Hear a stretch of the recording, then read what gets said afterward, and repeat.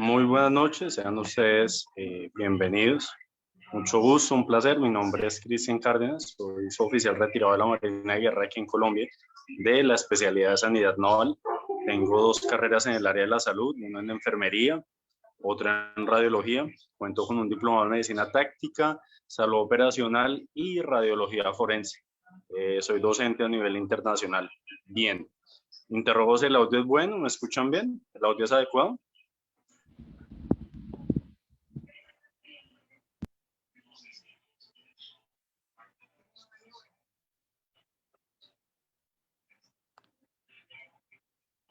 Bien, perfecto. Bueno, sin más preámbulos, vamos a dar inicio. A continuación voy a compartir unas diapositivas.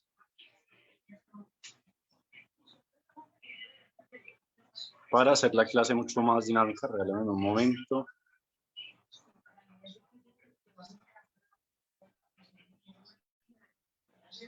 Bien, perfecto.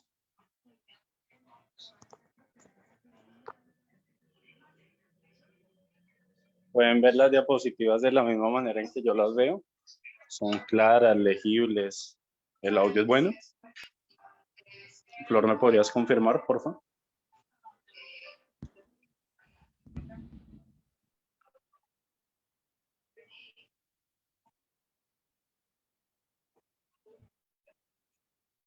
Bien, perfecto. Bueno. El día de hoy vamos a hablar sobre las enfermedades celíacas, intolerancias y alergias alimentarias. Bien.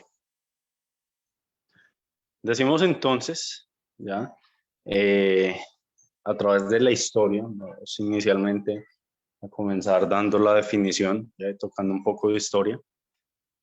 Data del año 1940, donde se identifica la importancia del gluten en la patogenia de la enfermedad que recibe por nombre enfermedad celíaca, o como sus siglas lo identifican, EC. Bien, esto es imprescindible, ya donde hay una notable mejoría en niños con enfermedad celíaca debido a la escasez de cereales. Una vez que se superó la escasez, reaparecieron dichos síntomas. Bien, de acuerdo a la epidemiología, decimos que predomina inicialmente en continentes como Europa. En México se reporta donde el 0.5 a 2.6 de la población de cero prevalencia para antitransglutaminasa, y hay un predominio en mujeres de 2 a 1, donde el diagnóstico se establece en la infancia y en la adolescencia, que suelen ser las edades más habituales donde aparece la enfermedad celíaca. Bueno, de acuerdo a la fisiopatología, decimos entonces, ¿ya?, que el gluten puede tener una serie de subclasificaciones donde están las prolaminas, o llamadas gliadinas, las gluteínas, la albúmina y las globulinas. Dentro de las prolaminas se encuentra la glutamina y la prolina. Estas son las responsables de la toxicidad del gluten. Bien, definimos sin más preámbulos la enfermedad celíaca como una enfermedad sistémica mediada por el sistema inmunológico. Esta está inducida a través del gluten y otras proteínas afines. Hay individuos genéticamente predispuestos y la variedad de manifestaciones tanto clínicas, digestivas e inclusive extradigestivas es muy amplia. Esto está asociado a una enteropatía. Decimos que la enfermedad celíaca se caracteriza generalmente ¿por qué? Por tener una absorción intestinal de forma deficiente o mínima.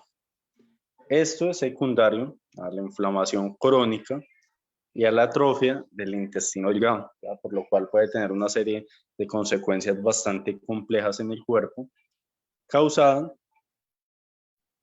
a partir del consumo de gluten en la dieta y la cual va a afectar a individuos genéticamente predispuestos al consumo de estos alimentos. Bien.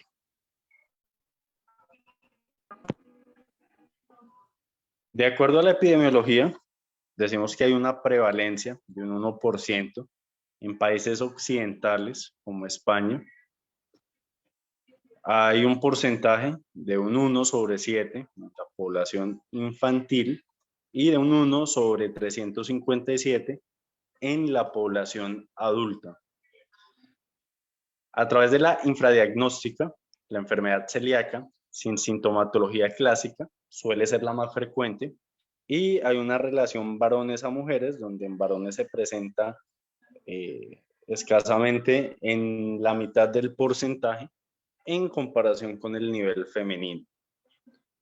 Hay una serie de enfermedades celíacas, la cual puede tener unos signos y síntomas, ¿ya? Generalmente lo encontramos de manera sintomática, ¿ya? Aunque pueden haber unos casos especiales donde encontramos pacientes asintomáticos, es decir, sin síntomas. Bien, es importante en este orden de ideas tener en cuenta lo siguiente, y es que hay una gran diferencia entre signos y síntomas, ¿no? Los signos son todos aquellos que podemos evidenciar en un paciente, que son físicos, que se pueden manifestar en el mismo, y los síntomas, por su parte, datan como aquellas manifestaciones o sensaciones que siente el cuerpo, pero que son mucho más complejas de poder identificar y de poder expresar.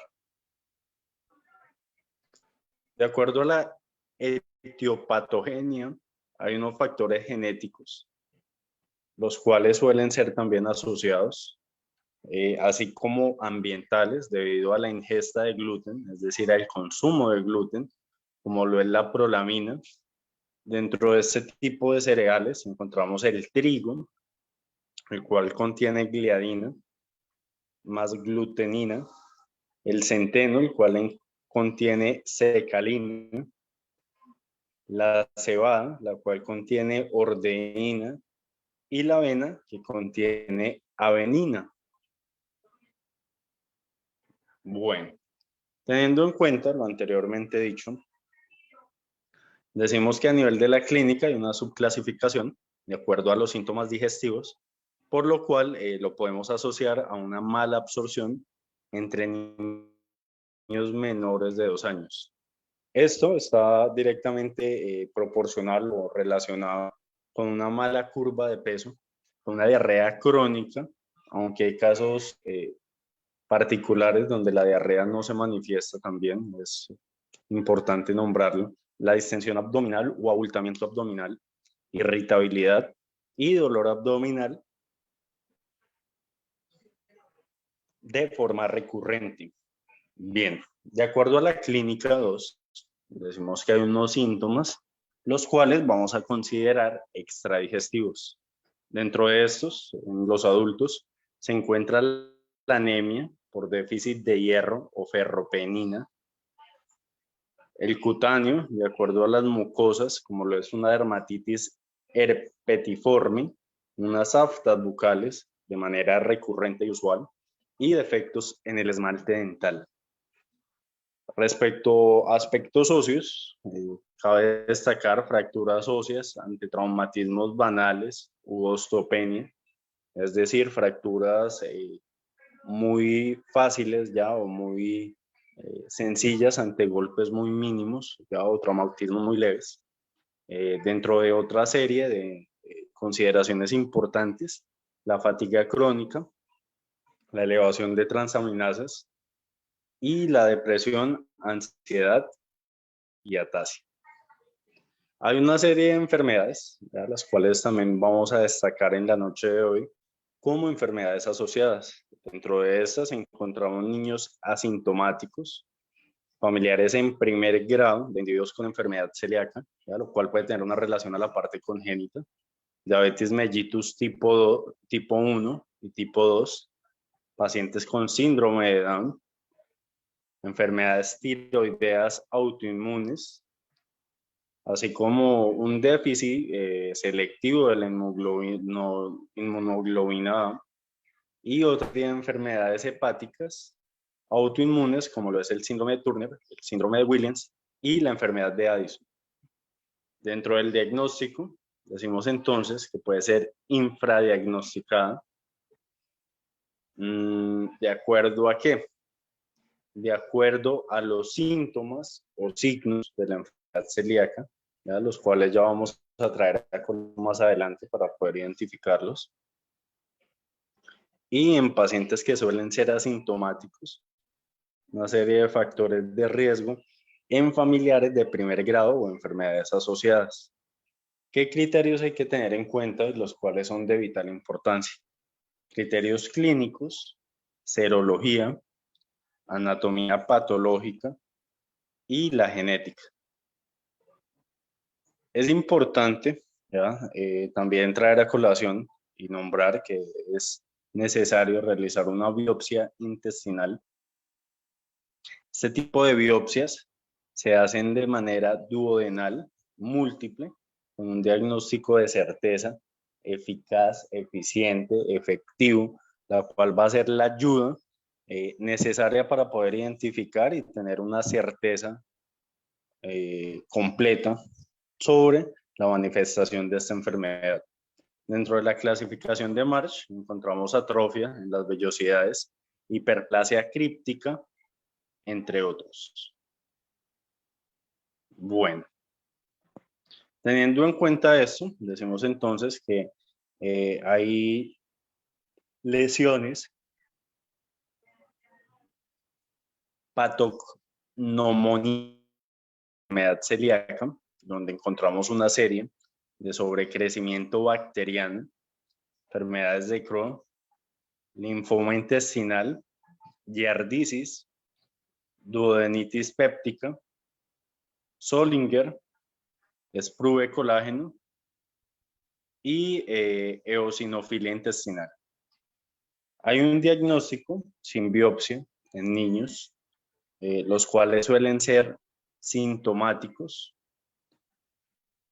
y es la manera en que podríamos de pronto entrar a hacer un diagnóstico sin la necesidad de realizar una biopsia, ¿no? Hay que tener en cuenta que la biopsia se hace como recurso final para poder tener una certeza real y efectiva de que el paciente cruza ya por un cuadro de enfermedad celíaca, pero en los niños, pues por el tema de no exponerlos de pronto a anestesia, ¿ya? O no exponerlos a este tipo de procedimientos invasivos, se suele dar un diagnóstico sin biopsia en pacientes que tienen un cuadro sintomático real y bastante concreto. Bien. Dentro de las manifestaciones clínicas, decimos que el espectro clínico suele ser muy amplio. En este puede haber una serie de manifestaciones gastrointestinales muy evidentes o extraintestinales. Hay una forma típica, la cual suele afectar a los lactantes y a los preescolares, y una incapacidad para poder ganar peso. Esto es una serie de condiciones las cuales son importantes tener en cuenta: anemia o anorexia, distensión abdominal, un déficit vitamínico, evacuaciones blandas o acuosas de manera abundante, ya las cuales suelen ser fétidas. Si por algún motivo se retrasa el diagnóstico, hay un retardo en el crecimiento. Son pacientes de talla baja, con anemia por déficit de hierro y raquitismo.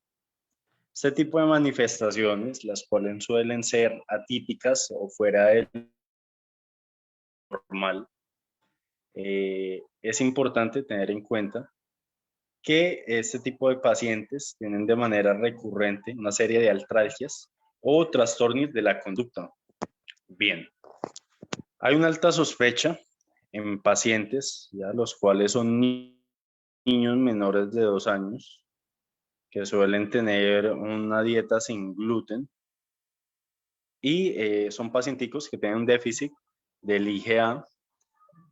Esto es simplemente a modo de alta sospecha, pero generalmente el tipo de diagnóstico suele ser negativo. ¿Listo? Para que sea positivo, ya, y vuelvo y retomo, como método final de certeza, sí o sí tendríamos que realizar una biopsia intestinal. ¿Ya? Eso lo realiza el galeno experto, el especialista, ¿ya? Para poder tomar esa muestra importante y poder analizarla a través de los laboratorios.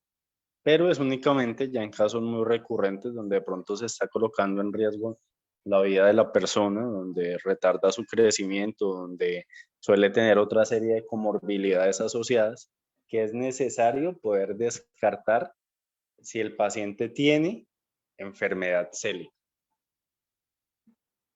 Bien, en los adolescentes y adultos es importante tener en cuenta que dichas manifestaciones suelen ser más atípicas, con síntomas vagos e inespecíficos que parecen no tener relación con este tipo de enfermedad.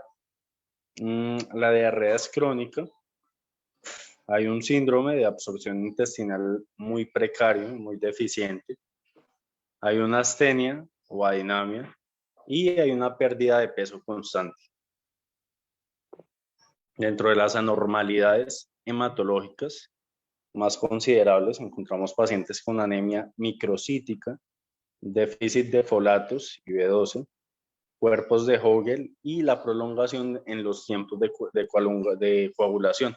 ¿Listo? Esto se hace a través de diferentes pruebas o ayudas diagnósticas de laboratorio, ya de análisis en sangre, como suelen ser los tiempos, que podrían ser pruebas de PPT o TP o TTP.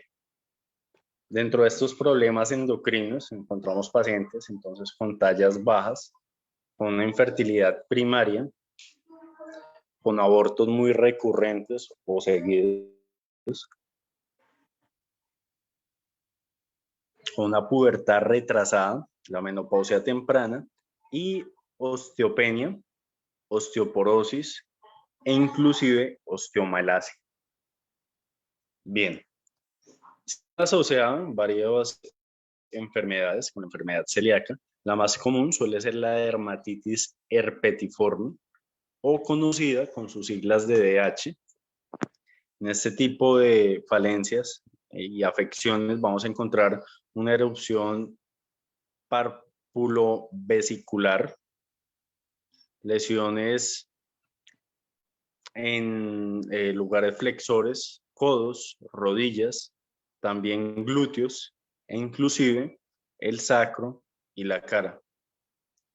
Una biopsia de la piel va a mostrar depósitos granulares de IgA en unión y este tipo de erupción responde a una dieta sin gluten, en algunos casos una terapia oral con Dapsona como tratamiento ante este tipo de situaciones. Bien. Dentro de las enfermedades celíacas típicas encontramos entonces manifestaciones gastrointestinales típicas con la certeza de una biopsia diagnóstica.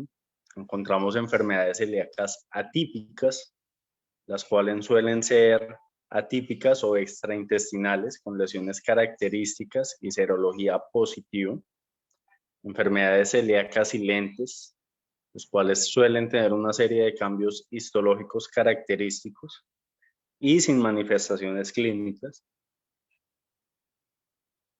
Enfermedades celíacas potenciales, donde encontramos probables manifestaciones clínicas y sin cambios histológicos característicos, e inclusive enfermedad celíaca latente, en la cual hay una susceptibilidad genética, pero sin manifestaciones clínicas o histológicas.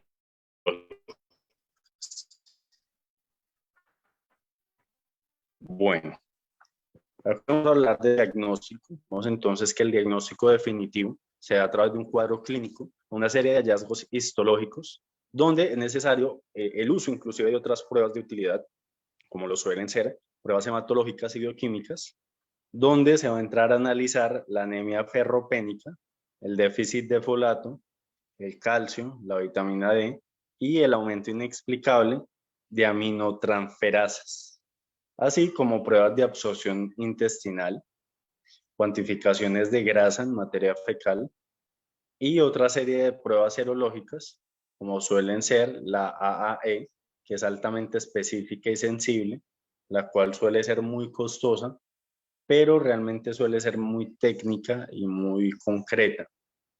Así como la AT-TG, que es estándar de oro por presencia de IgA y sensibilidad de casi un 100%.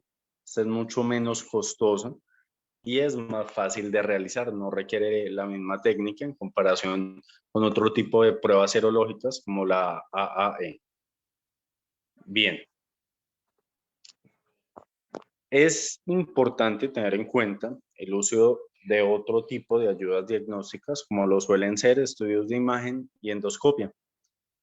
En este tipo de situaciones es importante el tránsito intestinal con doble contraste, donde se van a encontrar una serie de hallazgos poco específicos, dilataciones de asas intestinales, engrosamientos de pliegues en las mucosas, pero sirve para descartar que linfoma intestinal, adenocarcinoma y yeyunitis ulcerativo.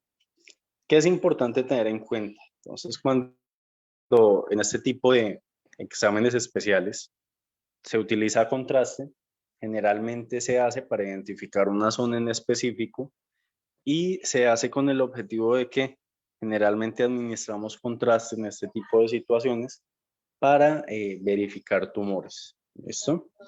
A través de las endoscopias se han descrito una serie de imágenes específicas. Sin embargo, la realidad es en la toma de biopsias. ¿Qué tratamiento es importante tener en cuenta? Entonces, decimos que hay una dieta estricta sin gluten, una desaparición de los síntomas en semanas debido a la falta de ingesta del mismo. Esto nos llevará a una normalización de las pruebas serológicas, la cual se tiene que hacer controles previos cada 6 y 12 meses, la resolución de las lesiones histológicas en un aproximado de 1 a 2 años, donde se tiene que entrar a excluir ¿qué? Alimentos como lo es el trigo, el centeno y la cebada.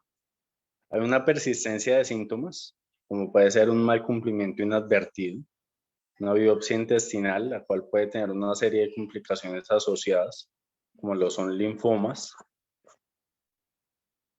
Dentro del tratamiento, entonces, cabe destacar que no se puede ingerir cerveza debido a las altas concentraciones de cebada. Igualmente no se puede ingerir whisky. Evitar lácteos debido a la atrofia intestinal, lo cual va a generar una tolerancia mayor a 6 meses. Evitar el consumo de otra serie de factores como suelen ser que el hierro, el ácido fólico, el calcio y la vitamina D. Y el tratamiento también tiene esta indicación ya de inmunosupresores en caso de difícil manejo y crisis celíaca, como lo es ante situaciones de nutriciones graves, de deshidratación, de acidosis e hipocalcemia. Bueno, esto nos lleva a una serie de conclusiones, como lo es la enfermedad prevalente, infradiagnosticada en adultos, donde hay una serie de manifestaciones frecuentes que suelen ser atípicas. Hay un diagnóstico desde la atención primaria y una resolución de síntomas y signos con dieta sin gluten. Bien, en la alergia alimentaria, por su parte, hay una reacción clínica reproducible mediada por un mecanismo inmunológico frente a la exposición de un alimento. Se suele afectar aproximadamente de un 6 a un 8% de los niños y afecta de un 2 al 3% de los adultos, tanto en Canadá como en Estados Unidos. Un 20% de la población suele modificar su dieta alimentaria. Dentro de la alergia alimentaria, a nivel de epidemiología, cabe destacar, estos son datos hace aproximadamente de unos 2 años, de una serie de estudios que se hicieron de manera global y controlada. En el huevo se encontró una serie de alergias de un 0.2%, en el trigo de un 0.1%, en la soya de un 0.3%, en el maní de un 0.2% y en el pescado de un 0.1%, como aquellos alimentos que suelen ser más notorios, ¿ya? Y más predispuestos para obtener alergias. Bien, de acuerdo a la alergia alimentaria, decimos que en México no existen cifras exactas acerca de la prevalencia de alergias de alimentos. Esta suele tener unas características epidemiológicas de pacientes con alergias a alimentos atendidos, donde suele ser dentro de la más común el consumo de lácteos, de huevo, pescado, camarón y posteriormente todo lo que tenga que ver con legumbres, el cacao, la almendra, el maíz, entre otros. Bien, dentro de la alergia alimentaria, decimos que es importante conocer una serie de factores de riesgo, de factores genéticos, como lo es la mutación del gen de filagrina, la exposición ambiental en la vida temprana, antecedentes familiares de atopia y antecedentes de dermatitis atópica. Esto va directamente asociado ya a las etnias y al ambiente urbano, debido a que aquí es muy diferente el consumo de alimentos y la manera tanto cultural, regional y de costumbres de la dieta alimentaria en este tipo de población. Dentro de los factores de riesgo, decimos que según la evidencia, los aerolargenos y alérgenos de alimentos se pueden transmitir por vía transplacentaria. La sensibilización intraútero no suele ser un factor predictor para poder presentar este tipo de alergias alimentarias y vamos a obtener una sensibilización transcutánea, la cual ocurre a un alérgeno específico y se va a asociar con daño en la barrera de la piel o mutación del gel filagrina.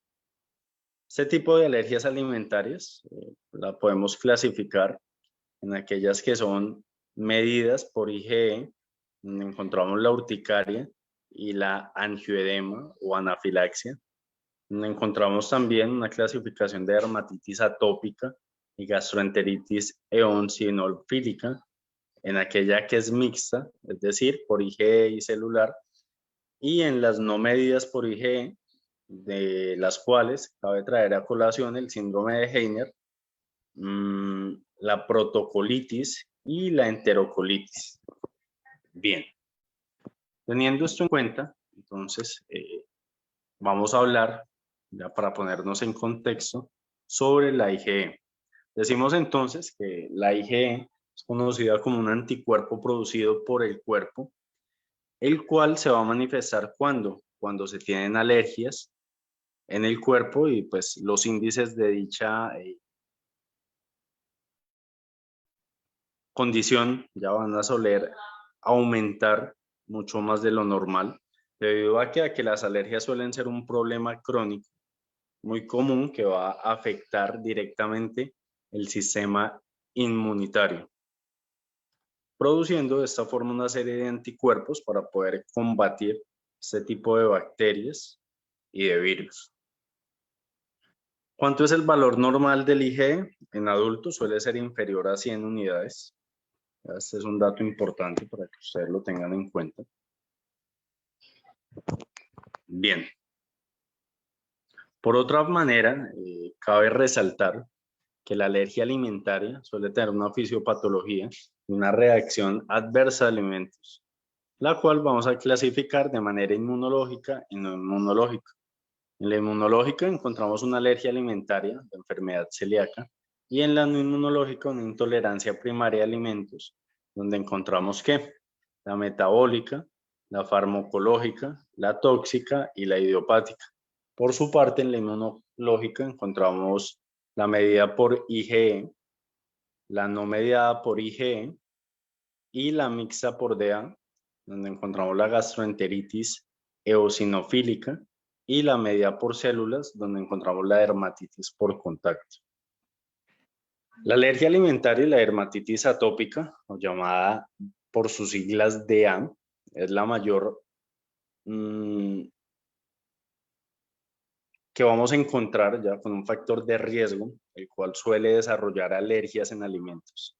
La sensibilización alérgica a este tipo de alimentos puede ocurrir, ¿por qué? Por un daño en la barrera de la piel, por lo que el diagnóstico temprano y tratamiento de este tipo de dermatitis atópica es fundamental.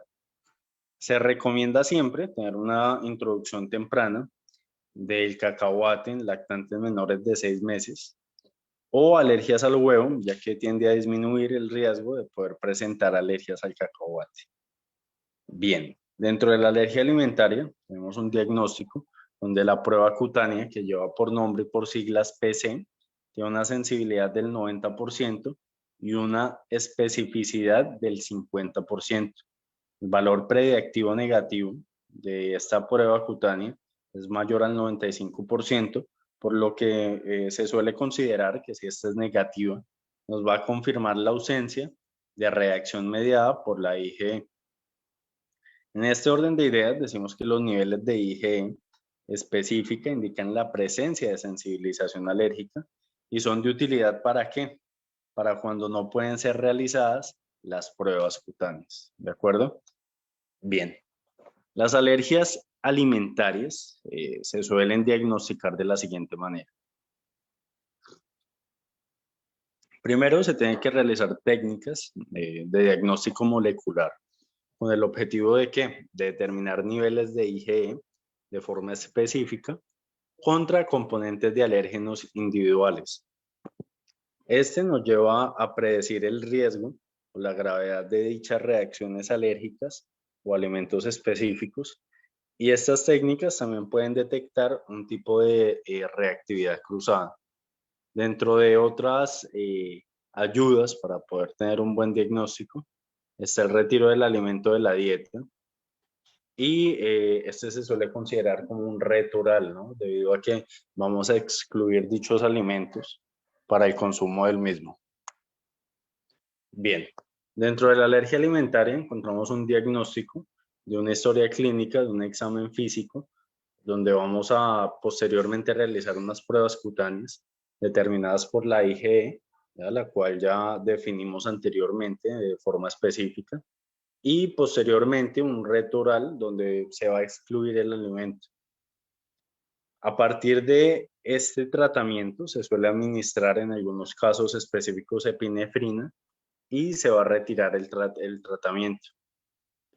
Bien, dentro de la alergia alimentaria hay un tratamiento también a modo de prevención, donde no está recomendado que evitar el consumo de alimentos alergénicos durante el estado de embarazo y lactancia.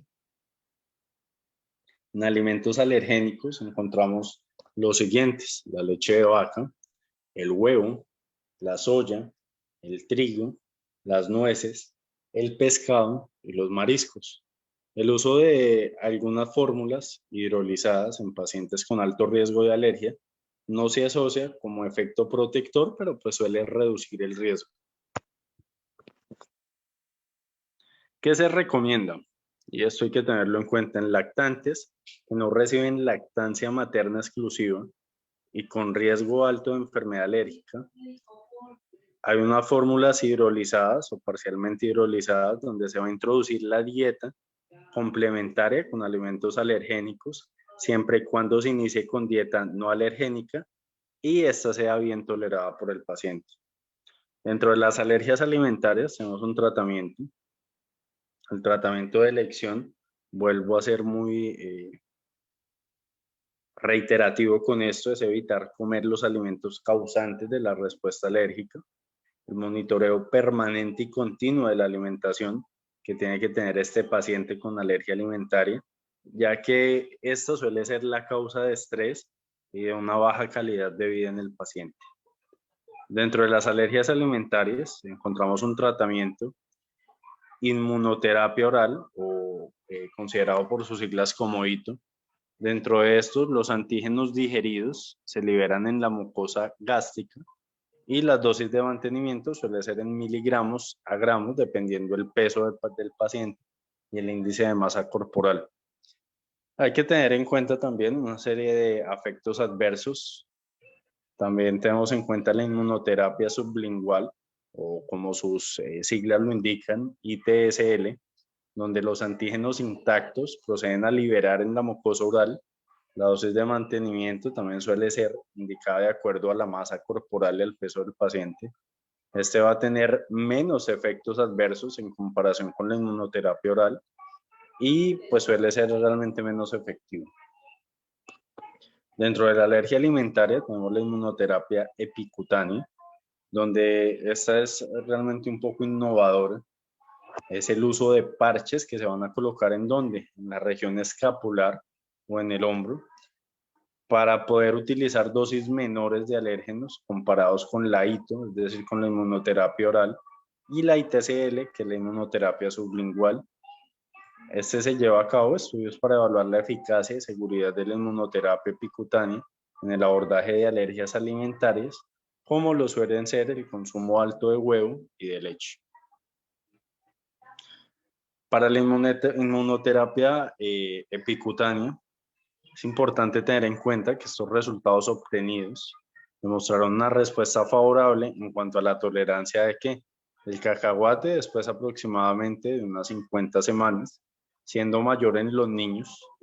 La mayoría de los niños presentaron algunas reacciones más locales en el sitio de la aplicación, donde ninguna fue mayor o grave, y la respuesta inmunológica encontrada fue mucho más similar comparada con otro tipo de inmunoterapias usadas. Bien.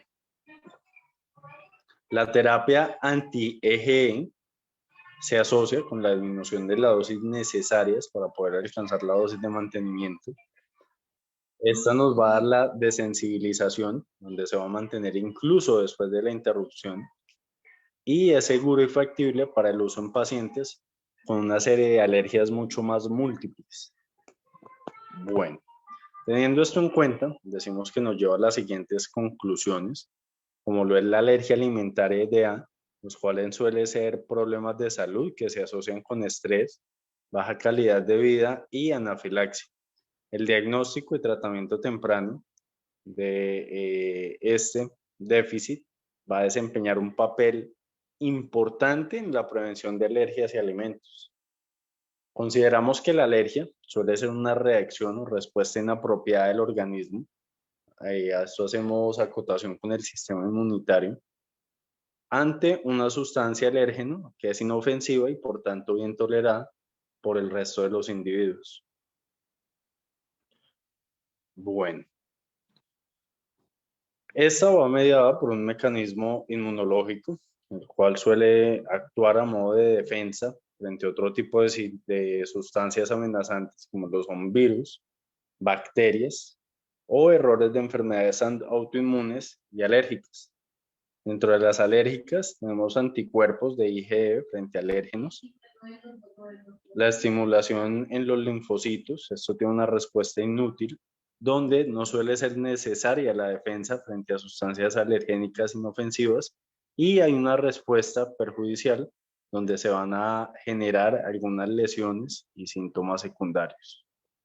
Bueno, dentro de la clasificación de las reacciones adversas a alimentos, encontramos las tóxicas. Estas son mediadas inmunológicamente a modo de alergia por el IgE y la no IgE. Y encontramos las no tóxicas, que estas son hipersensibles, donde se va a tener en cuenta aspectos como qué, como la enzimática, la farmacológica y la indeterminada. Decimos que esta alergia a alimentos es una reacción exagerada a modo de ingestión, contacto o inhalación con este tipo de sustancias. Va a afectar al 2.5% de la población en general y en cuanto a los niños aumenta aproximadamente hasta en un 8%. Cualquier reacción que se obtenga frente al consumo de alimentos se suele considerar como una alergia. El paciente puede presentar un amplio abanico de síntomas, los cuales van desde síntomas muy leves hasta cuadros graves de shock anafiláctico. En la alergia alimentaria encontramos entonces una serie de reacciones, como lo son inmediatas o tardías. Dentro de estos síntomas, en la IgE, de manera inmediata encontramos entonces los cutáneos respiratorios, los vómitos y la anafilaxia.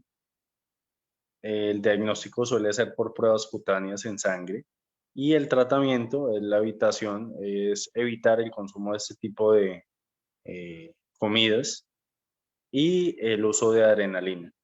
En la alergia con no IgE, la cual es tardía o mayor a 2 horas, encontramos entonces dentro de sus síntomas cutáneos, gastrointestinales, vómito y diarrea.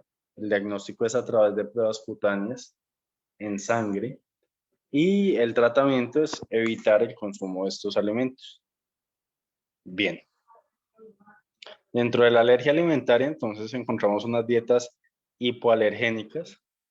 En estas se preparan.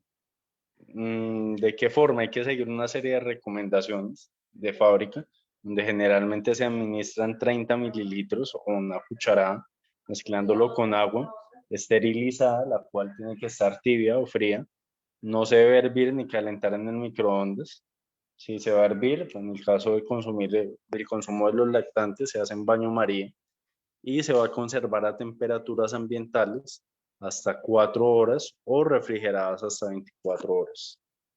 Dentro de las alergias alimentarias, vamos a encontrar una serie de síntomas, los cuales es importante tener en cuenta, como lo es la malnutrición, el rechazo de la alimentación, la diarrea con sangre, la invaginación intestinal y la hipotensión, lo cual suelen ser una serie de situaciones para poder frecuentar de esta manera un centro de salud. Dentro de las alergias alimentarias, entonces es importante tener una dieta hipoalergénica. ¿Cómo se va a administrar? Se puede administrar a modo de gastrostomía, una alternativa mucho más ideal, la cual va a permitir administrar alimentos no ingeridos por vía oral, evitar todo lo que tiene que ver en cuanto a sabor y olor, y se puede administrar de forma continua e intermitente. A partir de eso, pues hay que tener en cuenta que pues ya sean pacientes de pronto que tienen afecciones muy crónicas, en adultos de la tercera edad generalmente, donde se suele tener una serie de cuidados en el orificio, en el material y en los instrumentos específicos. La alergia alimentaria, las dietas hipoalergénicas se van a administrar calculando el volumen según el peso del paciente. Eso se tiene que hacer de manera muy controlada. Se va a repartir de acuerdo a una serie de horarios, los cuales se tienen que respetar y se va a administrar comida de forma normal. Bien.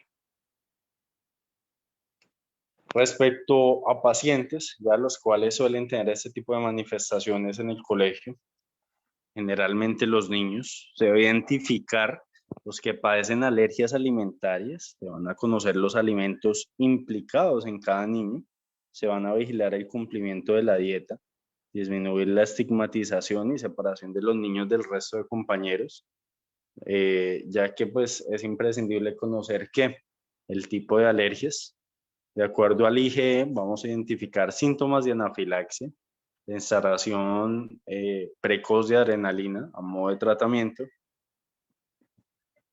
y en la manera en que se tiene que actuar en el colegio es una vigilancia constante en que en la ingesta de alimentos, avisar a los familiares si el niño por su parte consume el alimento el cual es alérgico, el apoyo escolar de acuerdo a la falta frecuentes por ingresos y consultas y un apoyo psicológico pues para que el menor se pueda adaptar a este tipo de dietas. Bien, muchas gracias. Finalmente, ya para concluir y no menos importante, quisiera que ustedes tuvieran en cuenta lo siguiente. ¿Ya? En el caso en que hablamos ante un shock, en este caso hablamos de un shock anafiláctico. Este se debe a una reacción alérgica grave que puede dificultar la buscar erupciones cutáneas, por lo cual es necesario entonces que administrar adrenalina, ¿vale? Hay que tener en cuenta que encontramos tres tipos de shock. Encontramos el anafiláctico, el hipovolémico y el cardiogénico. Por ingesta de alimentos alergias se va a producir el anafiláctico, que es el anteriormente descrito. Dentro de las causas más frecuentes es la alergia a alimentos como lo son leche, frutos secos, huevo y pescado, así como el estar expuesto de pronto a las picaduras de abejas o avispas. Este tipo de situaciones nos pueden llevar ¿a qué?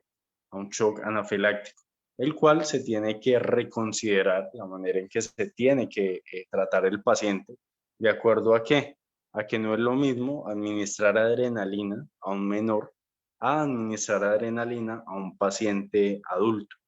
¿Por qué? Porque hay que tener en cuenta diversas situaciones como lo son el peso del paciente, si el paciente puede ser alérgico también a este tipo de fármacos y que estos medicamentos suelen ser de uso controlado realmente. Se tienen que administrar siempre en compañía de un médico, ya en un hospital de segundo o tercer nivel, donde se encuentre con un carro de paro para poder tratar algún tipo de evento adverso que pueda originar el ingreso de este medicamento al torrente sanguíneo, y también tener en cuenta que cuando se administra adrenalina siempre se tiene que contar con un equipo especializado profesional, como lo suele ser mínimo por lo menos un jefe de enfermería, unos 2 auxiliares de enfermería también, un médico y un fisioterapeuta para tratar todo el tema que tiene que ver con la intubación y con las conexiones que posteriormente, en el peor de los casos, se tendrían que hacer a un ventilador mecánico. Bien, muchas gracias por su tiempo. Dudas, preguntas, inquietudes. Bien, bueno, no siendo más, les agradezco por su tiempo en la noche de hoy. Dios los bendiga. Un abrazo desde el país del mejor café, desde Colombia. Buen viento y buena mar. Les agradecería si por favor me dejan un mensaje en el chat debido a su manifestación respecto a la capacitación. Ha sido para mí un placer contar con su presencia en la noche de hoy. Dios los bendiga.